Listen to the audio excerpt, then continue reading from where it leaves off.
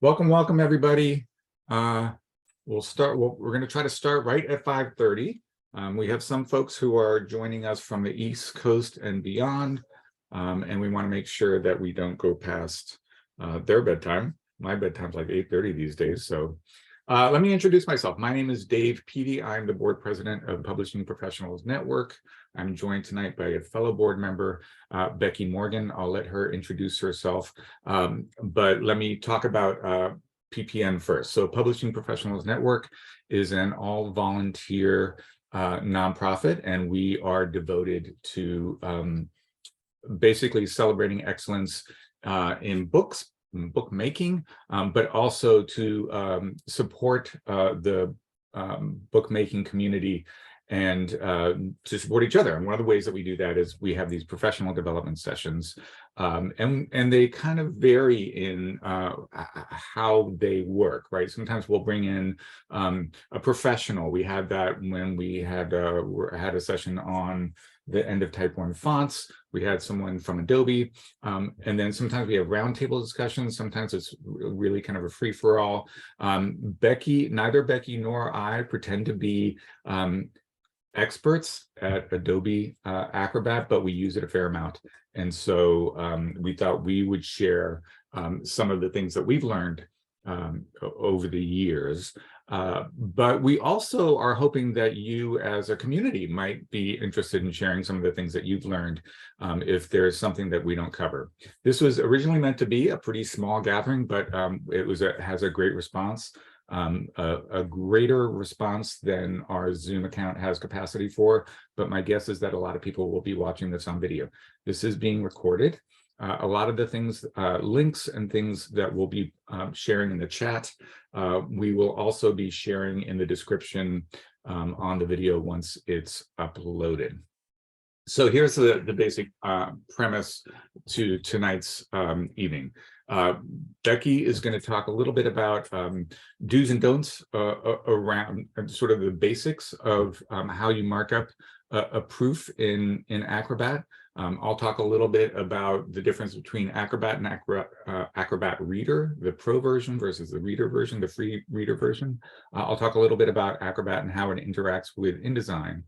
Now, we were originally thinking, we kind of opened it up to a small room of, 15 to 20 people, but we have way too many people for that. So we are muting you as you come in. We hope that you'll put your name and where you're coming from in the chat, but hold off on putting questions in the chat, just because that means that we're going to have to go back through the chat thread and to try to find them. So wait until the end. And we've got a couple of the board members, Peter Goodman is leading the way, who are going to help sort of vet some of the questions. If there are things that you want to share via screen, we may go that route, but know that this is being recorded and it will be put on the interwebs. So I think without further ado, I'm going to turn this over to Becky so that she can share some of the basics, and let's get started. Hi, welcome everybody. I'm glad other people share my passion for Adobe Acrobat. There's so much that we could cover, so much that it does, but we're going to confine ourselves tonight to just the editing tools, both how to use them and how to help other people use them. Because I find that in my career, I was an editor for about 20 years in various nonfiction publishing houses, and now I'm more on the production side, working at a nonprofit in San Francisco. So I have worked with a variety of authors.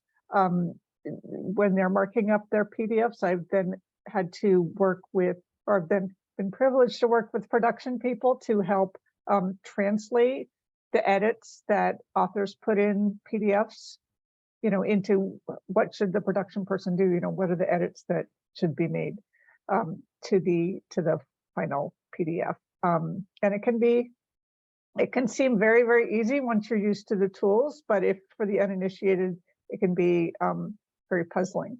So I'm going to share a couple of documents that show some of the pitfalls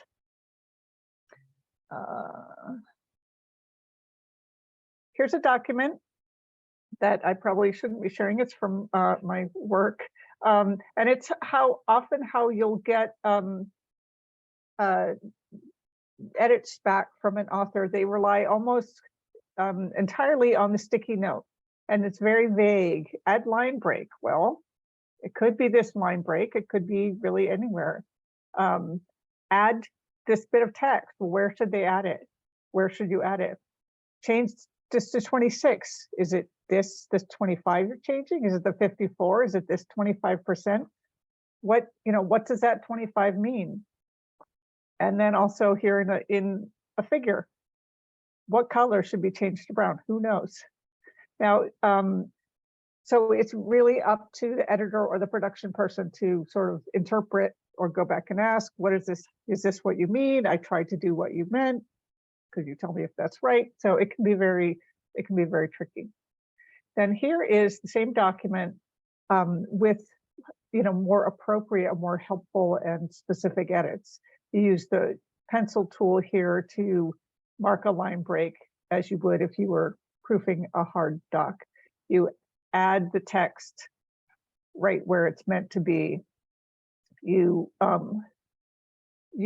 replace this 25 with 26. You use the text box with the arrows to indicate exactly what changes should be. So those are going to be much more useful to the production person and the editor when they're going through corrections. And another, I'm going to share a different document that that shows another common pitfall. Often when you're copy fitting or trying to cut amounts of text to fit into a defined space, your author will helpfully take a paragraph and say, okay, let's cut this phrase. Let's change these 3 words into 1 word. Let's change this to uppercase, add a vague comment in here. These are many different cuts and edits that even though they're made with the exact tools, and even though they are much more specific than the previous PDF that I showed you, it's still for a person to have to go through here and make basically 23 edits to 1 paragraph in the hopes of cutting it down by a couple of lines. This again is going to be very tricky and very prone to error in making these changes. And a much more efficient way to do this is use either a sticky note or use a replace text and just put in what the new text should be. And that way the then you can just copy and paste this into the final document. So those are a couple of small, tactics you can use, or that authors can use to help use these tools and and make this a much less error prone and much more efficient process for all concerned. Now, again, I understand that to someone who is familiar with the tools in Acrobat, it seems very intuitive. It seems very easy to just go in and use these tools to do what has to be done. However, a lot of people who are not familiar with it and who in fact call Acrobat Adobe, like, oh, I used Adobe to mark up that PDF.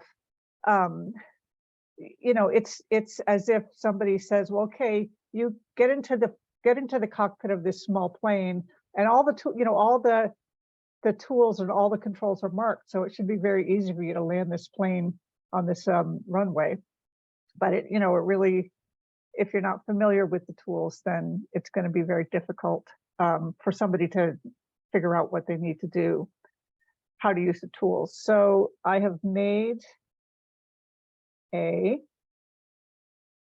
kind of a cheat sheet, a guidelines, and this is something that we're going to share through the chat. So you can share with your with your collaborators how to access the tools, how to use the tools, what an example is, what it's going to look like. These are, the main editing tools, and then also some tips on working with the tools, like how to add text, how to show the comments on the sides, how to edit any comments if that is desired. So I think that sharing something like this with your collaborators is going to really take a lot of the unknowns out of working with Acrobat, and hopefully will make the process a lot more smooth for everybody. I seem to have run through most of what I've had to say in about 8 minutes.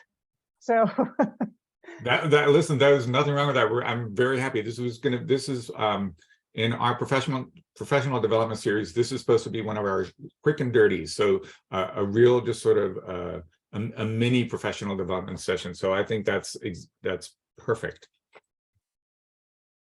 Is there anything else you want to share before I sort of step in? I don't think so. I mean, if people in the questions have any question period have any questions about doing things like sorting comments or transferring comments, or collaborate. Gathering comments from multiple PDFs into one master PDF. We can go over some of that, but this is really more just the basics on how to use the tools. So, yep. I'll turn it back over to you, Dave. Okay, sounds good.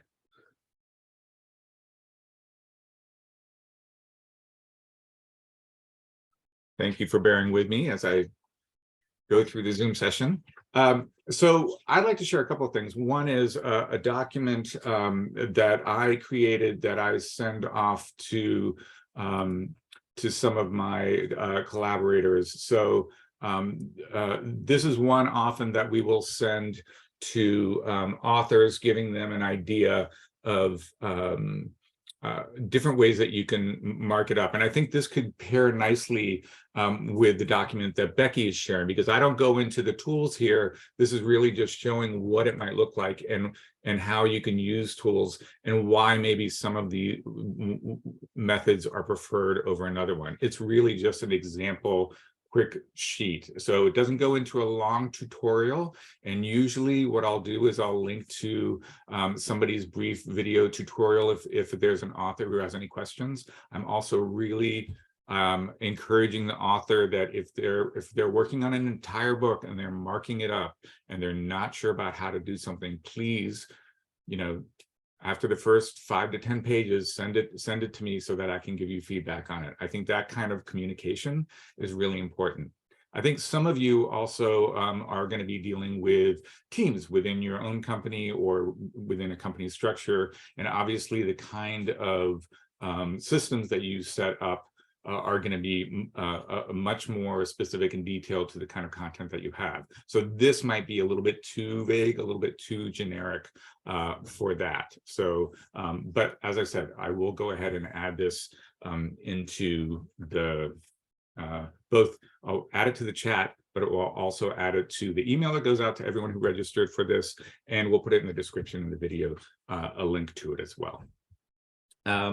So the second thing that I wanted to talk about is a little bit about the difference between Acrobat Reader and Acrobat Pro. I think most of us who work for publishing companies or where we're using Acrobat as a tool professionally, we have Pro. There's just a whole bunch of tools that come with it that Acrobat Reader doesn't have. But often we're working with people like authors who might not have invested whatever the cost is in the Pro version, and instead what they do is they have the free Reader version. And the nice thing about Acrobat is for the comments and the markup tools, they are available in Reader now. Older versions, sometimes they weren't. So the short answer is an author who's using the free version should still be able to see your markups and any notes that you have on it using Adobe Acrobat's Reader version. But if they don't, you can try this, which is under the file, save as other. I'm hoping everybody can see this on my screen. It's probably a little bit small, but there's an option here that says Reader Extended PDF, and there's an enable commenting and measuring option there. And that's basically sort of a save as mode. And that means that anybody who has Reader, even an older one, should be able to both markup in the way that we're talking about tonight, but also see the markup pretty clearly. So if you have any questions about that, you can put them in the chat.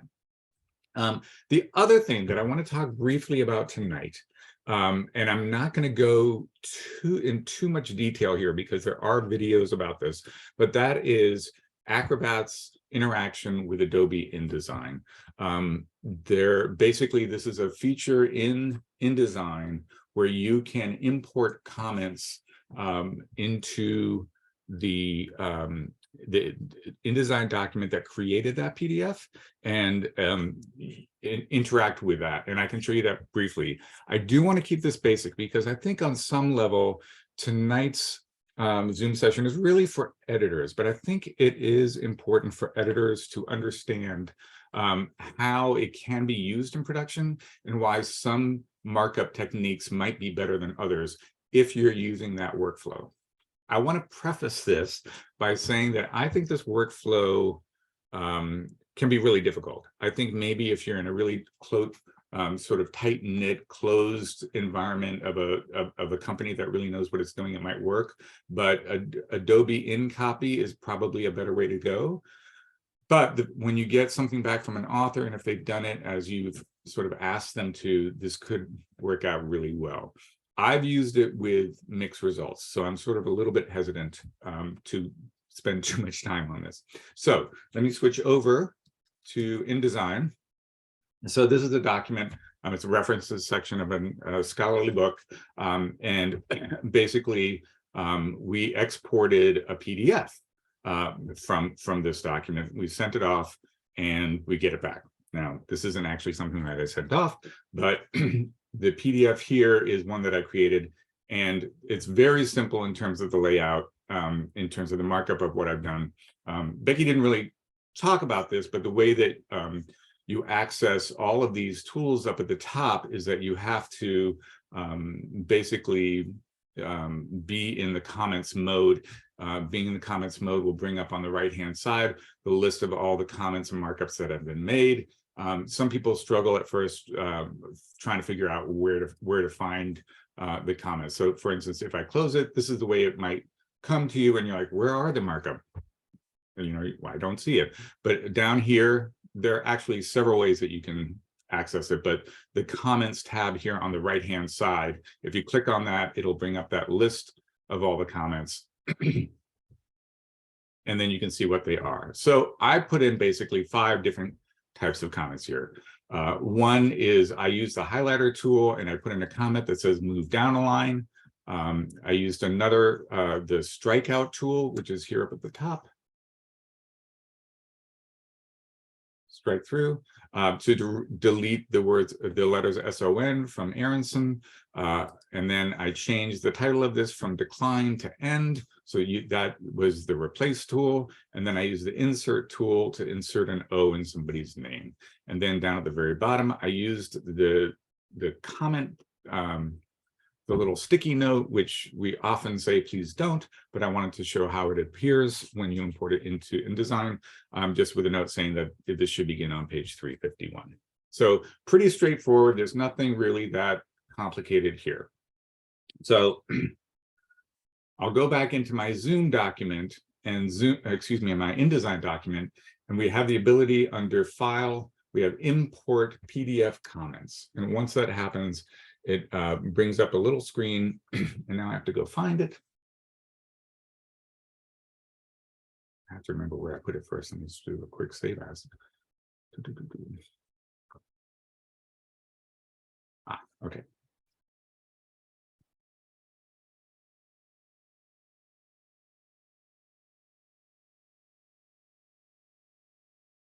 So it's this temp1 file. I import it. Import comments.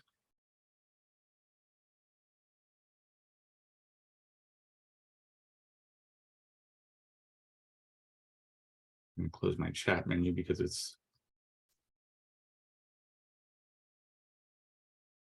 and of course InDesign has decided to stop working.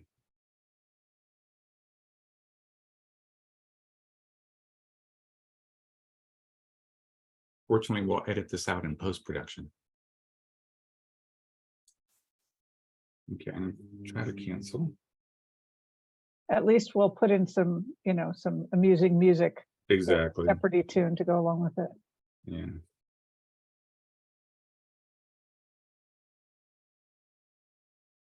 This actually usually, this part of it is usually pretty seamless. Okay, so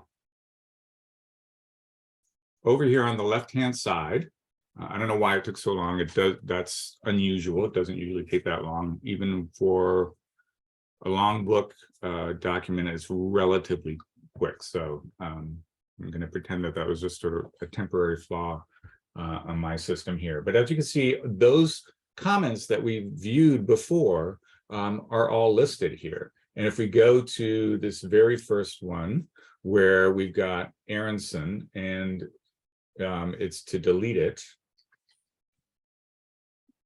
we just say accept, and you'll notice it accepted it and made the deletion.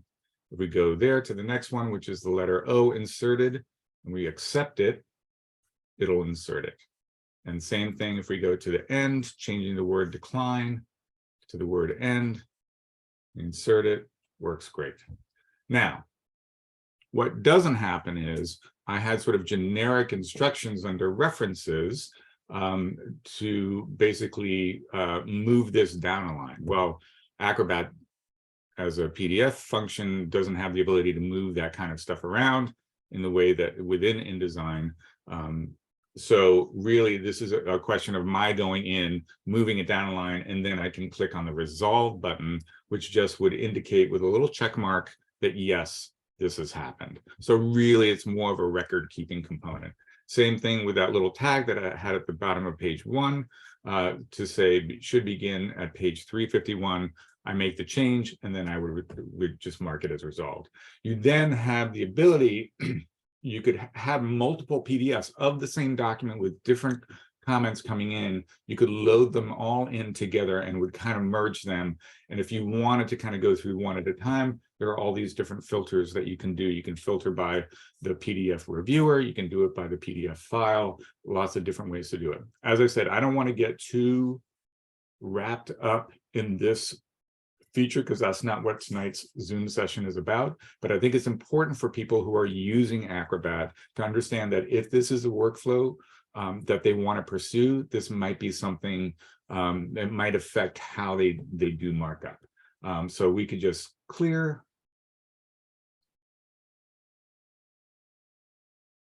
Delete that, and it can kind of just go away. And you can do more than one at a time. So I'm going to go ahead and stop sharing.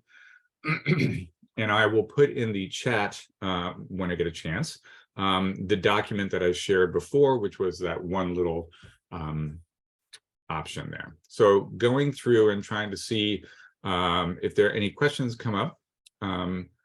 Are editing PDFs and PDF markups fall under the same features?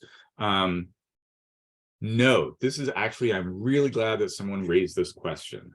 So let me go back to sharing my screen. So one of the pitfalls that when you send a PDF off to, for instance, an author who might not be as familiar with it, is that you try to explain to them, here are the markup tools, here's how you mark it up so that it comes back to us. Acrobat, in all of its genius, also has the ability to go in and actually mess with the actual text, right? So you can literally remove the letter W rather than marking it for deletion. And I have gotten books back where authors have gone in and changed things. And so it's really important to both clarify up front, like that's not what this is about. This is not for you to change the PDF. This is about you marking up the PDF. And that's why I think having them send you a sample of the first couple of pages that they're doing is really important. It really, if you're working on, I often work on 400-page books. waiting until you get all 400 pages and find out that they've gone through and actually deleted letters as opposed to striking them, it's a nightmare for everyone. And I feel sorry for the poor authors who've gone through, because it's kind of a lot more work. So let me go back to it also kind of destabilizes a PDF to make changes like that. That way, if people try and if you change the zoom level, if you just moving it around, I mean, it basically can break a PDF to do a lot of that type of editing. I mean, that's sort of like an emergency.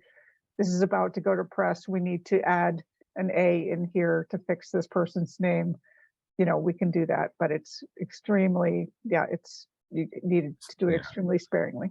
And I think part of it is our language and vocabulary around this. So for instance, here's the menu on the right-hand side of my screen, and we use this comment feature, right?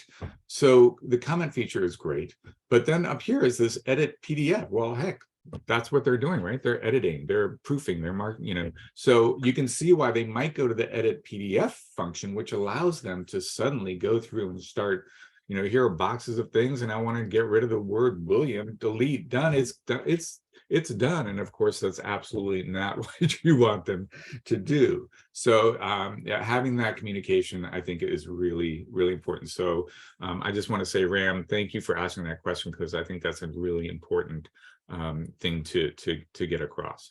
So the next question that we have is from a book designer. How do you see the follow-up comments from other people? I get comments from a proofer, but also from the author after they have seen the proofer's comments, and they either accept or reject, and I haven't figured out how to see both comments, proofer and author. So they're working on the same document as opposed to two different documents. The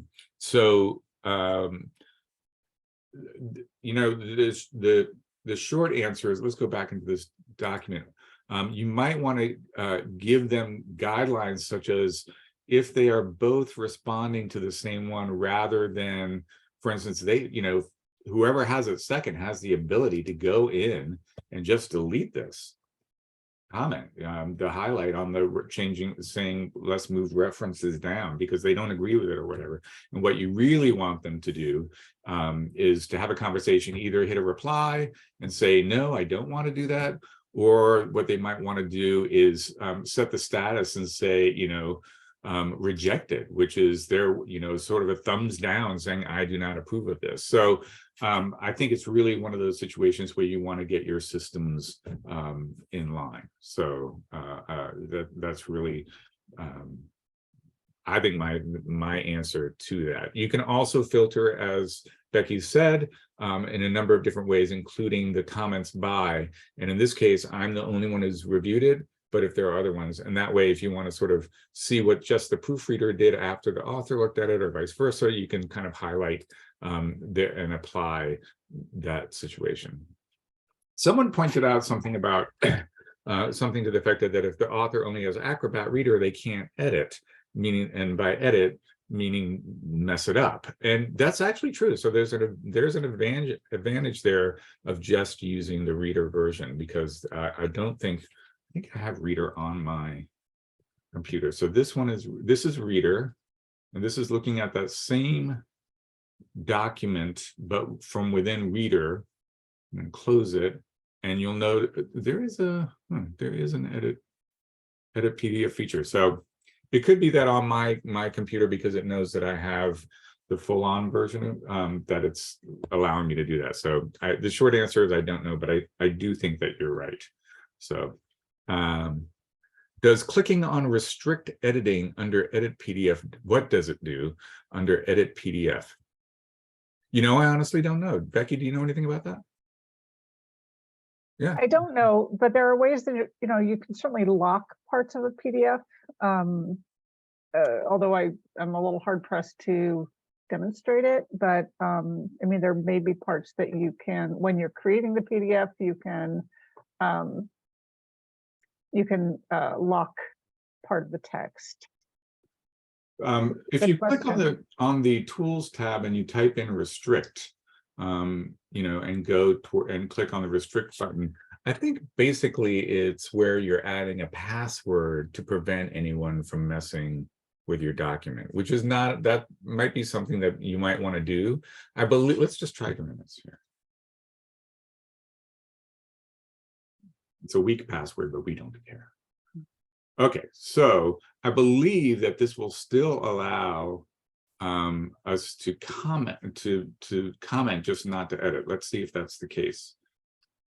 Exactly. So here I am. I'm using the comments feature, but if I go into the edit feature, let's see what happens. No, it still allows me to do it. I'm honestly not sure. Let's see what happens when I try to save it. It looks like it's letting me save. So the short answer is I have no idea. Good question. Once we post the video, if you figure out the answer, please put it in the comments. That would be great. And then someone said, can you demonstrate how to combine comments from multiple PDFs? I think, Becky, you referenced that. I'm going to stop sharing. And I will. I'm trying to, let's see if I can actually manage to do it, demonstrate it on my machine. Thank you in the meantime to Ruth Schwartz, who pointed out that in their Adobe Acrobat Reader version, it'll try to sell you Acrobat Pro when you click on Edit PDF. Ruth, let us know if that's also true for comments. I'd be curious about that. I'm assuming the comments are there, but thank you. I mean, I think that maybe that it points out that my version of Reader somehow recognizes that I have the Pro version, and so it's allowing me to do some of this stuff. It's a little amazing. Okay, I'm gonna share my screen here. So we've got this one document that has all these edits. If you and I have another version of this document that has different edits. So what I'm going to do is go up to these three dots in the comment panel, and I'm going to say export all to data file. And that is going to create that's going to create a .fdf file, which is just the data. Let me make sure I don't save it to someplace or I shouldn't.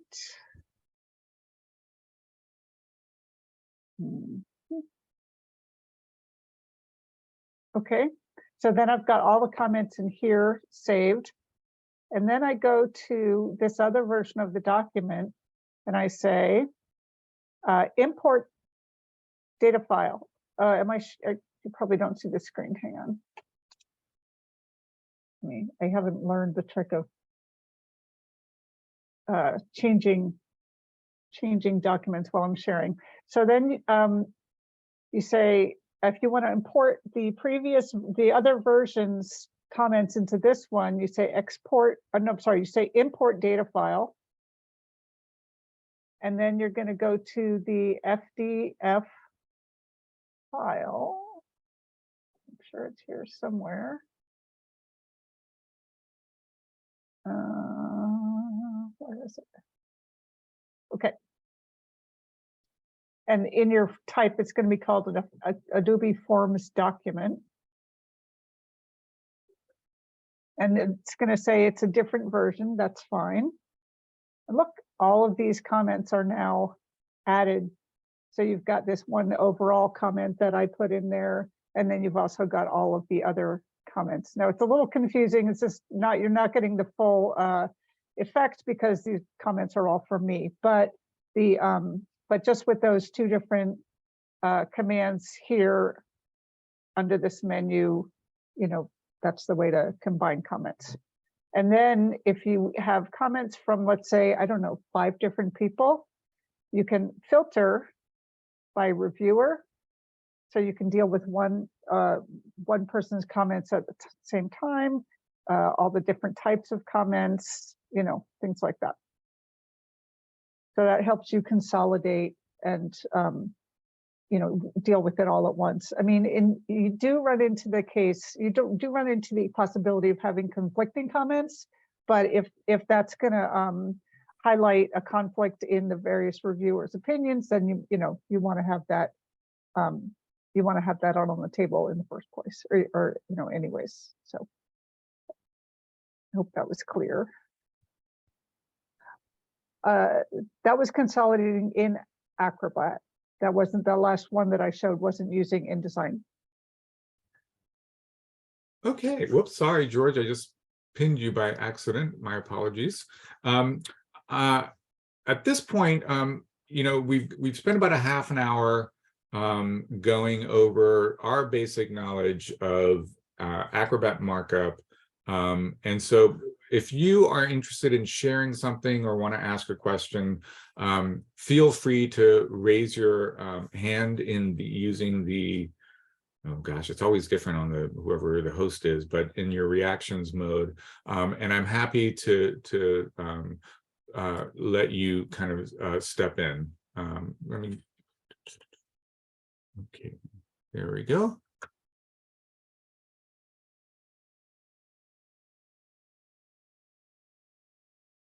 Okay, somebody raised their hand. I think it was, got book designer Tamian.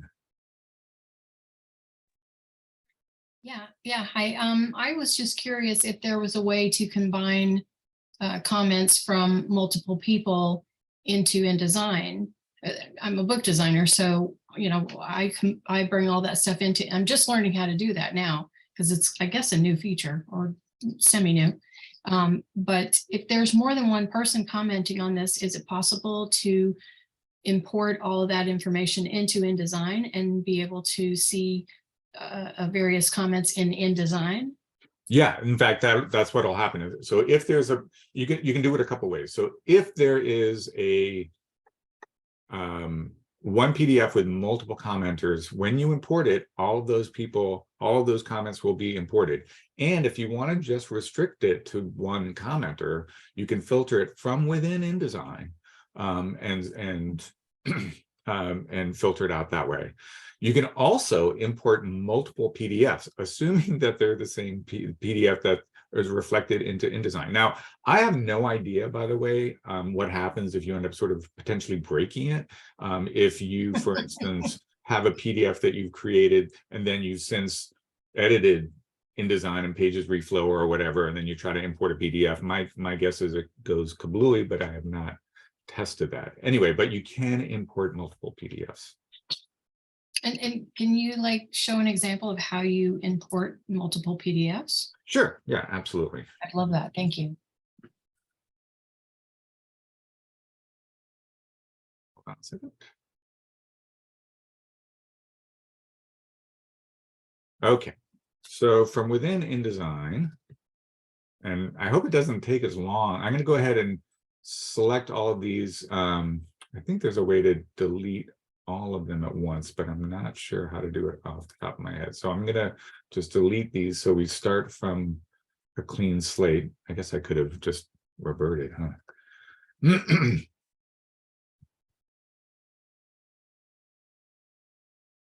Okay, so I happen to have two PDFs of the same thing.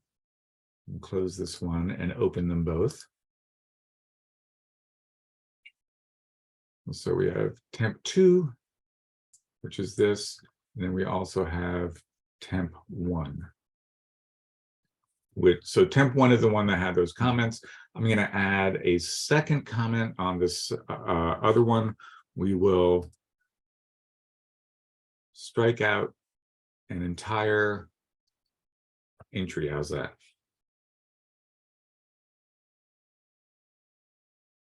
Okay. So I'm going to save it. I think it'll let me import it even when it's open, but we'll find out if that's not the case.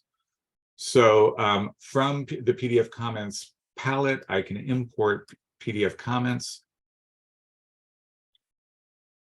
And I've got temp 1 and temp 2 here. I don't think I can do both at the same time, but I could be wrong. Oh, I password protected it. Interesting. That was good to know. So that password protect I did also works on the importing it. So now you can see that they're all here, including Actually, but there's also supposed to be a way that you can see these sort of in. Here it is. So I turned on my invisibles within InDesign, and now you can see them a little bit better than I showed before. But here you can also filter by, I believe you can filter by the documents. Expand all comments, is that what it is? I don't know. Oh, this is also an interesting thing. If you've got a document that's, you know, say it has 50 edits on it, and you've got a good system in place, you can just accept them all at once, which is apply all auto edits, and it'll just automatically make all those changes. So let's try it and see what happens. And it did it. Didn't do it well, but it did it. I have my issues with that process. It seems a little buggy still. For instance, not sure what's going on here with AA. I don't think I did anything with that. So I think we're just removing the SON. So as I said, it makes me a little bit nervous. You'll notice some of these are marked as resolved. Some of these are marked as checked. So I have my issues with it. So, but that's basically the process. Do you have any other questions?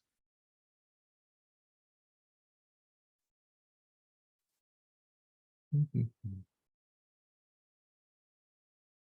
you have any other questions? No, that was great. That basically what you did was just say import, and then you shift selected or command selected, whatever, the two documents that had. Yeah, and you can do it one at a time, right? You can do one, go through them all, import another one, go through them all. So the one thing that confused me a little bit the first time I did it was I imported, went through them all, and then imported again, and then they were sort of interspersed with the other ones. So you have to be a little bit careful about that. Okay. Thank you. Appreciate Thank that. you. Okay. Kyle, you have something you want to share or ask? Yeah, I had a question for Becky. When you were consolidating the new data file into your PDF, is there any benefit of using an FDF file over a PDF file? Because I will routinely receive author corrections in a separate PDF that they're working on, and I'm actually able to import that PDF directly into my working PDF. Oh, rather than exporting the comments as an FDF? Correct. Huh. Okay, well, that is new to me. That may well be actually a more efficient way to do things that I'm just doing an old-fashioned way. So so you have the ability to, how do you get to that ability where you import, where you just combine the PDFs? So it was the same thing you were doing. It's just going into the comments pane, selecting the three dots, going down to import data file. And then when you're selecting the file, you can just select another PDF. Got it. All right. That is good to know. Actually, can you, let's go ahead and share the screen, and can you try doing that with the two documents that you had, or? Sure. Let me, hang on, see if I can get rid of these. Okay. So,